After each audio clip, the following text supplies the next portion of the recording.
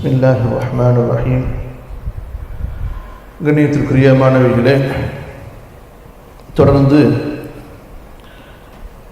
2 நாட்களாக அகீதாவை பற்றிய ஒரு முன்னுரையை நாம் படித்து வருகின்றோம். அகீதா என்பது கொள்கையை பற்றி உள்ள ஒரு கல்வி. அல்லாஹுவை பற்றியும் அல்லாஹு தஆலா நம்பிக்கை கொள்ள வேண்டும் என்று சொன்ன அந்த ஈமான் சம்பந்தப்பட்ட விஷயங்களையும் பேசப்படக்கூடிய ஒரு கல்வி என்பதாக நாம் கூறினோம்.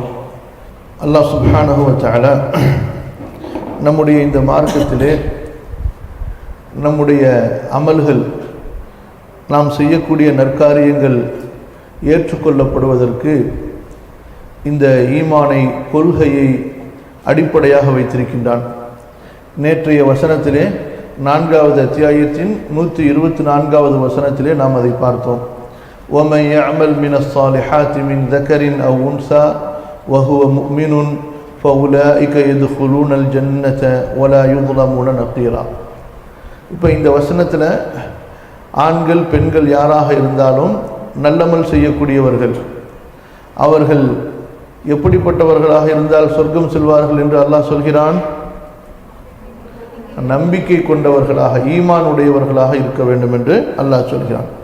அப்போ நம்ம ஏற்கனவே உங்களுக்கு முன்னாடி நம்ம சொன்னோம், அந்த ஈமான் தான் கொள்கை என்பதாக. தெரியுமா? ஞாபகம் இருக்குங்களா? ஓகே. அப்போ இந்த நம்பிக்கை இருக்கிறது, இதுதான் இஸ்லாமிய மார்க்கத்தினுடைய முதல் அடிப்படையாக இருக்கிறது. நம்பிக்கை என்பது இதுதான் இஸ்லாமிய மார்க்கத்தினுடைய முதல் அடிப்படையாக இருக்கிறது. அதாவது அல்லாஹுவை அறிந்து கொள்வது, அல்லாஹுடைய தூதர் ஸல்லல்லாஹு அலைஹி வஸல்லம் அவர்களை அறிவது. இப்போ நம்ம இஸ்லாம் 5 தூண்கள் மேலே அமைக்கப்பட்டிருக்குன்னு சொல்லுவாங்க. கேள்விப்பட்டீங்களா ஹதீஸு? அதில் முதலாவது என்ன? லா இலாஹ இல்லல்லாஹ் முஹம்மது ரசூலுல்லாஹ் என்று சாட்சி சொல்வது. அப்போ அதுதான் நம்ம ஈமான் என்று சொல்கிறோம், அதுதான் நம்ம அகீதா என்று சொல்கிறோம். கவனமாக கேளுங்க.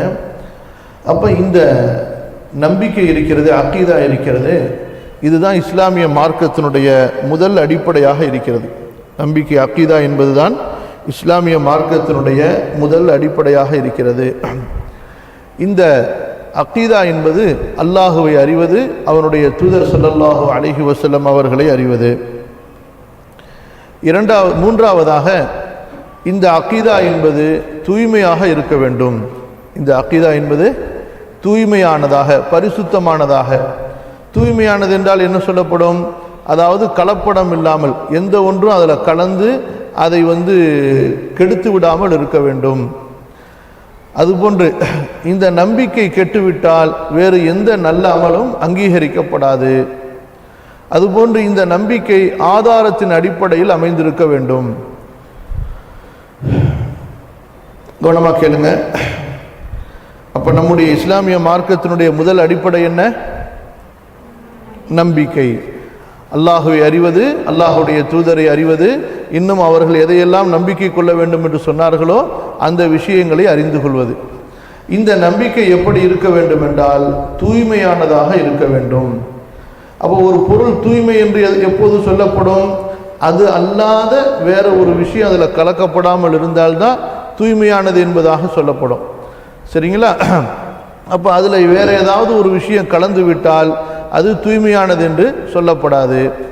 அதே போல் அந்த நம்பிக்கை கெட்டு விடுமையானால், அதில் வேறு ஏதாவது கலந்து கெட்டு போயிட்டா எந்த நல்ல அமல்களும் அங்கீகரிக்கப்படாது. நம்ம ஏன் இப்போ கொள்கையை பற்றி ரொம்ப தெளிவாக நம்ம ஆழமாக படிக்க வேண்டும், இந்த கொள்கையுடைய விஷயங்களை நம்ம சரியாக தெரிஞ்சு கொள்ள வேண்டும் என்று ஆசைப்படுகிறோம் என்றால், அதற்கு ஏன் நம்ம முக்கியத்துவம் தருகிறோம் என்றால், இந்த கொள்கையை நம்ம எப்படி தூய்மையாக வைத்திருப்பது என்று தெரிந்து கொள்வதற்காக. நம்ம கொள்கையுடைய பாடத்தை எதுக்காக வேண்டி படிக்கிறோம்? எப்படி நம்முடைய கொள்கையை தூய்மையாக வைத்திருப்பது என்பதை இதை படித்தால்தான் நாம் தெரிந்து கொள்ள முடியுமே தவிர படிக்காமல் தெரிந்து கொள்ள முடியாது. அதே போல இந்த கொள்கையில் வேற எதுவும் கலந்து விடாமல் இருக்க வேண்டும். அப்படி கலந்து விட்டால் நம்முடைய அமல்கள் ஏற்றுக்கொள்ளப்படாது, அங்கீகரிக்கப்படாது. அப்போ அதனால நம்முடைய கொள்கையில் வேற எதுவும் தவறான விஷயம் கலந்து அந்த கொள்கையை நாசமாக்கி விடாமல் இருக்க வேண்டும் என்பதற்காகவும் நம்முடைய இந்த அகீதாவுடைய பாடத்தை ரொம்ப முக்கியத்துவம் கொடுத்து படிக்கிறோம். அடுத்த விஷயம் என்னவென்றால், நம்முடைய அக்கீதாவுக்கும் ஏனைய வழிகட்ட கூட்டத்தார்களுடைய அக்கீதாவுக்கும் இடையில வித்தியாசம் என்னவென்றால், நம்முடைய அக்கீதா எதுவாக இருந்தாலும் அடிப்படை ஆதாரத்தின் மீது அமைந்திருக்க வேண்டும். நம்முடைய அக்கீதா எதன் அடிப்படையில் அமைந்திருக்க வேண்டும்? ஆதாரத்தின் அடிப்படையில் அமைந்திருக்க வேண்டும். அப்ப ஆதாரம் இல்லாதது அக்கீதா நம்பிக்கையில வராது. புரியுதுங்களா உங்களுக்கு? அப்ப நம்ம எந்த ஒன்றை நம்பிக்கை கொண்டாலும் அல்லாஹுவை பற்றியோ தூதரை பற்றியோ அல்லது அவர்கள் நம்பிக்கை கொள்ள வேண்டும் என்று சொன்ன எந்த விஷயங்களை பற்றி நம்ம நம்பிக்கை கொள்வதாக இருந்தால் அந்த நம்பிக்கை தூய்மையானதாக இருக்க வேண்டும், அதில் கலப்படம் இல்லாமல் இருக்க வேண்டும், ஆதாரத்தின் அடிப்படையிலே அந்த நம்பிக்கை இருக்க வேண்டும். இப்ப இஸ்லாமுக்கும் வெளியில உள்ளவங்களுக்கு இடையில வித்தியாசம் என்னவென்றால், நாம் எதை சொன்னாலும் அதை ஆதாரத்தோடு சொல்வோம். ஆனால் இஸ்லாமிய மார்க்கத்துக்கு வெளியில உள்ள ஏனைய மத கொள்கைக்காரர்கள் அவர்களுக்கு ஆதாரம் என்பது எதுவுமே இருக்காது. அவர்களுடைய ஆதாரம் எதுவாக இருக்கும் என்றால் மனிதர்களுடைய கற்பனையாக இருக்கும். அவங்களும் ஆதாரம் சொல்லுவாங்க, ஆனால் அவங்களுடைய ஆதாரம் எதுவாக இருக்கும் என்றால் மனிதர்களுடைய கற்பனையாக இருக்கும். இந்த தத்துவ ஞானி இதை சொன்னாரு, இந்த தத்துவ ஞானி இதை சொன்னாரு, அல்லது இப்படி இருக்கும் என்று இந்த துறவி சொன்னாரு, இந்த சாமியார் சொன்னாரு, இந்த பண்டிட் சொன்னாரு என்பதாக அவர்கள் தங்களுக்கு மனிதர்களுடைய கூற்றுகளை ஆதாரமாக கொண்டு வருவார்கள். ஆனால் நாம் நம்முடைய இந்த இஸ்லாமிய கொள்கையில நாம் ஆதாரத்தை கொண்டு வருவோம் அல்லவா? அந்த ஆதாரம் எந்த ஆதாரமாக இருக்கும்?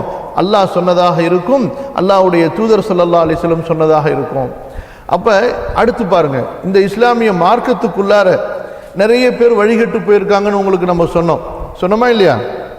சரி, இப்படி வழிகட்டு போனவங்களுக்கும் நமக்கும் இடையில என்ன வித்தியாசம்? ஒன்று, முஸ்லிம்களுக்கும் முஸ்லிம் அல்லாதவர்களுக்கும் இடையில ஒரு வித்தியாசம். இரண்டாவது வித்தியாசம் என்ன? முஸ்லிம்கள்ல நேரான வழியில உள்ள நன்மக்களுக்கும் அந்த இஸ்லாமிய மார்க்கத்துக்குள்ளார வந்ததுக்கு பிறகும் தவறான வழியில போன அந்த தீயவர்களுக்கும் இடையில வித்தியாசம் என்னவென்று சொன்னா, அதாவது நன்மக்களாகிய நேரான வழியில உள்ளவங்க, அதாவது அஹ்லுஸ் சுன்னா வல் ஜமாஅல உள்ளவங்க, இவர்கள் என்ன செய்வார்கள் என்றால் அல்லாஹ்வுடைய வேதத்தை ஆதாரமாக காட்டுவார்கள், ரசூலுல்லாஹி ஸல்லல்லாஹு அலைஹி வஸல்லம் அவங்களுடைய சுன்னாவை ஆதாரமாக காட்டுவார்கள், அதற்கு பிறகு சஹாபாக்களுடைய ஜமாஅத்தை ஆதாரமாக காட்டுவார்கள். தனிப்பட்ட சஹாபியை மட்டுமல்ல, யார் ஆதாரமாக காட்டுவோம்? நம்ம சஹாபாக்களுடைய ஜமாஅத்தை, ஒட்டுமொத்த சஹாபாக்களை நம்ம ஆதாரமாக காட்டுவோம். ஏனென்று சொன்னால் ஏதாவது ஒரு தனிப்பட்ட சஹாபி அமல்கள் விஷயத்தில் அவங்க ஏதாவது தப்பு செஞ்சிருக்கலாம், அல்லாஹ் அவங்கள மன்னிப்பான். ஆனால் கொள்கையினுடைய விஷயத்தில் சஹாபாக்களுக்கு மத்தியில் முரண்பட்ட கொள்கை உடையவர் யாரும் இல்லை. புரியுதுங்களா? சஹாபாக்கள்ல யாரும் முரண்பட்ட தவறான கொள்கை உடையவர் ஒருவர் கூட இருந்தது கிடையாது. எல்லா சஹாபாக்களும் நேர்வழி பெற்றவர்கள், கல்வி ஞானம் உள்ளவர்கள், அவர்கள் நேரான பாதையில் இருந்தவங்க. அவங்க யாரும் எந்த விதத்திலையுமே ஒரு வழிகட்ட கூட்டத்தாரோட அவங்க சேர்ந்தது கிடையாது. அப்ப நம்ம என்ன செய்வோம் அப்படின்னு சொன்னா, நம்முடைய இந்த கொள்கையில நம்ம எந்த ஒன்றை படித்தாலும் அதை ஆதாரத்தோடு தான் படிப்போம். புரியுதுங்களா? அப்ப நம்பிக்கையினுடைய விஷயத்துல நம்ம தெரிந்து கொள்ள வேண்டிய அடிப்படை என்னவென்று சொன்னால், இதுதான் இஸ்லாமிய மார்க்கத்தினுடைய முதல் அடிப்படை. இரண்டாவது, இந்த நம்பிக்கை தூய்மையாக இருக்க வேண்டும். இந்த நம்பிக்கை கெட்டுவிடாமல் நம்ம பாதுகாத்து கொள்ள வேண்டும். ஏனென்றால் இந்த நம்பிக்கை கெட்டுவிட்டால் எந்த விதமான நல்ல அமல்களும் அல்லாஹ்விடத்தில் அங்கீகரிக்கப்படாது. இந்த நம்பிக்கை நம்ம எதை நம்பிக்கை கொண்டாலும் சரி, அது ஆதாரத்தின் அடிப்படையில் இருக்க வேண்டும்.